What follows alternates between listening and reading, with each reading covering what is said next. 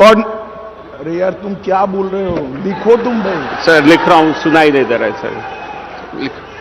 पास में कर्नाटक चुनाव में अमित शाह और उनके ट्रांसलेटर के बीच जो नोकझोंक हुई उसकी कई वीडियो सोशल मीडिया पर वायरल थी, लेकिन अब आंध्र प्रदेश से भी वैसी ही वीडियो वायरल हो गई है जहां गृह मंत्री सड़क छाप भाषा का इस्तेमाल कर रहे थे, लेकिन ट्रांसलेटर ने उन शब्दों को नहीं दोहराया तो अमित शाह को गुस्सा आ गया तो ट्रांसलेटर गिड़गिड़ा कर माफी मांगने लगा।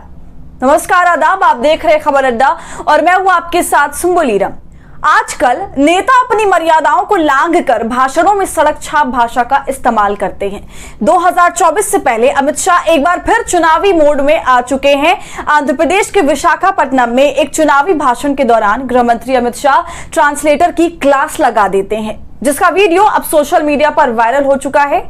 दरअसल अमित शाह ने अपने भाषण में कहा कि मनमोहन सरकार में कोई भी पाकिस्तान से आलिया मालिया जमालिया देश में घुस जाते थे और बम धमाके करते थे और फिर निकल जाते थे। मनमोहन सरकार में हिम्मत नहीं होती थी उफ तक करने की। पहले सुनिए गृह मंत्री ने क्या कुछ कहा। 9 वर्ष तक यूपीए सरकार चली, आप सभी को याद होगा, आए दिन पाकिस्तान से आलिया मालिया जमालिया घुस जाते थे और देश के अंदर बम धमाके कर कर चले जाते थे। मनमोहन सरकार में हिम्मत नहीं थी इनके खिलाफ उफ करने की। अमित शाह के बोलने के बाद ट्रांसलेटर ने सिर्फ इतना कहा कि मनमोहन सरकार में हिम्मत नहीं होती थी आतंकवादियों के खिलाफ उफ तक करने की, लेकिन ट्रांसलेटर अमित शाह के उन आलिया मालिया और जमालिया जैसे शब्दों को बोलना भूल गया। और यह भी हो सकता है कि ट्रांसलेटर को यह समझ नहीं आया हो कि ऐसी सड़क छाप भाषाओं का क्या ट्रांसलेट किया जाए। शायद इसलिए उसने अमित शाह के इन लाइनों पर कोई प्रतिक्रिया नहीं दी। तब अमित शाह को गुस्सा आ गया और गृह मंत्री ने कहा, अरे यार क्या कर रहे हो तुम, कम से कम लिख लेते कि क्या बोलना है। तब ट्रांसलेटर ने कहा कि लिख रहा हूं मगर शोर काफी है तो सुनाई नहीं दिया। और अरे यार तुम क्या बोल रहे हो? लिखो तुम भाई। सर लिख रहा हूँ, सुनाई नहीं दे रहा है सर। पास में अब आप खुद सोचिए, ऐसे घटिया शब्दों का भला ट्रांसलेटर क्या ही ट्रांसलेट करता। उससे बेहतर है कि झूठ बोल दिया जाए कि शोर ज्यादा है इसलिए सुनाई नहीं दिया।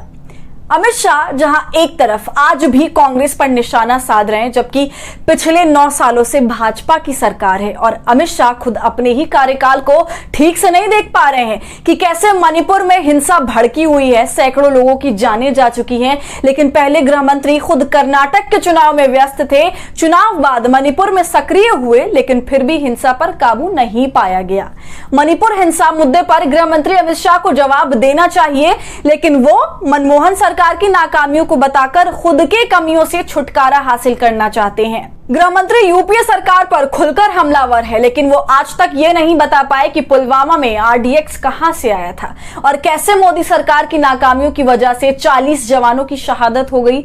आपको याद होगा पुलवामा हमले के समय सत्यपाल मलिक कश्मीर के गवर्नर थे और अभी हाल ही में सत्यपाल मलिक ने भाजपा सरकार और नरेंद्र मोदी पर पुलवामा को लेकर कई गंभीर आरोप लगाए थे, लेकिन ना तो प्रधानमंत्री मोदी और ना ही गृह मंत्री अमित शाह ने सत्यपाल मलिक के आरोपों का जवाब दिया। वहीं दूसरी तरफ सत्ता के गोद में बैठी मीडिया ने सत्यपाल मलिक के आरोपों पर बहस करने की हिम्मत बिल्कुल भी नहीं दिखाई। आपने वो भी देखा था जब समाजवादी पार्टी की प्रवक्ता ने अंजना से सत्यपाल मलिक के आरोपों पर बहस की चुनौती दी थी तो कैसे अंजना भड़क गई थी और उल्टे विपक्षी नेताओं से ही सबूत मांगने लगी थी। तो अमित शाह पिछले 9 सालों से सत्ता में रहने के बाद भी पुलवामा की घटना और मणिपुर की हिंसा पर बोलने के बजाय मनमोहन सरकार पर हमला कर रहे हैं। तो जिस तरह से ट्रांसलेटर ने अमित शाह के साथ खेला कर दिया, उस पर क्या है आपकी राय, हमें कमेंट करके जरूर बताइए। और हमारे फ्री जर्नलिज्म को आपके सपोर्ट की जरूरत है, वो तभी होगा जब आप जितना ज्यादा थैंक्स के बटन का इस्तेमाल करेंगे और इससे हमारी हौसला अफजाई करेंगे। साथ ही अगर अब तक आपने हमारे चैनल खबर अड्डा को यूट्यूब पर सब्सक्राइब नहीं किया है तो इसे अभी कर लीजिए।